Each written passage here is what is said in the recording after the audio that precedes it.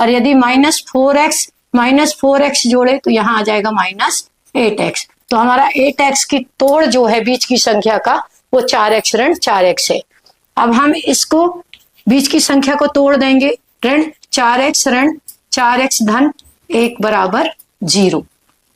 हर बार की तरह इस बार भी ब्रैकेट में दो दो संख्याएं ले लेंगे।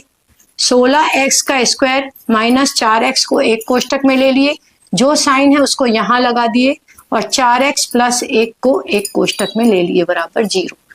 दोनों तरफ देखेंगे कॉमन क्या है, थोड़ा सा इस तरफ जाके हम देखेंगे कि यहाँ तो कोई दोनों डिफरेंट है, यहाँ 4x है यहाँ 1 है, तो कॉमन कुछ नहीं निकलेगा, 1 ही निकलेगा। तो हम यहाँ से आइडिया लेंगे कि हमें यहाँ से क्या निकालना है, क्योंकि दोनों कोष्टक की वैल्यू एक्यूरेट आना चाहिए।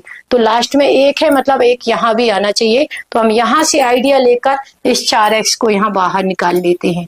4x बाहर निकल गया तो 4 चौके 16, तो यहाँ बचा 4x माइनस 1। अब जब हम रिपीट जाके देखेंगे 4 4 जा 16, x और x का स्क्वायर और माइनस 4x से कम 4x।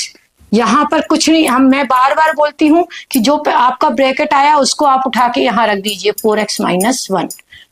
अब पीछे जाके हम जब तुलना करेंगे तो यहाँ तो प्लस है यहाँ माइनस है, लेकिन बाहर क्या है आपके कोष्टक में माइनस, तो माइनस माइनस का क्या होता है प्लस, और यहाँ निकाल लेंगे हम 1 बराबर 0। अब दोनों ब्रैकेट सेम हो गए, तो एक बार ले लिया हमने 4x माइनस 1 और दूसरा ब्रैकेट भी हो गया अपना 4x minus 1।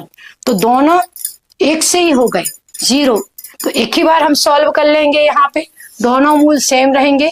4x minus 1 is equal to 0, तो 4x is equal to minus 1 उस तरफ जाके आपका +1 में हो गया और x इज इक्वल टू हो गया 1/4। बार बार 2 बार करने की जरूरत नहीं है, क्योंकि दोनों कोष्टक के मान बिल्कुल समान है।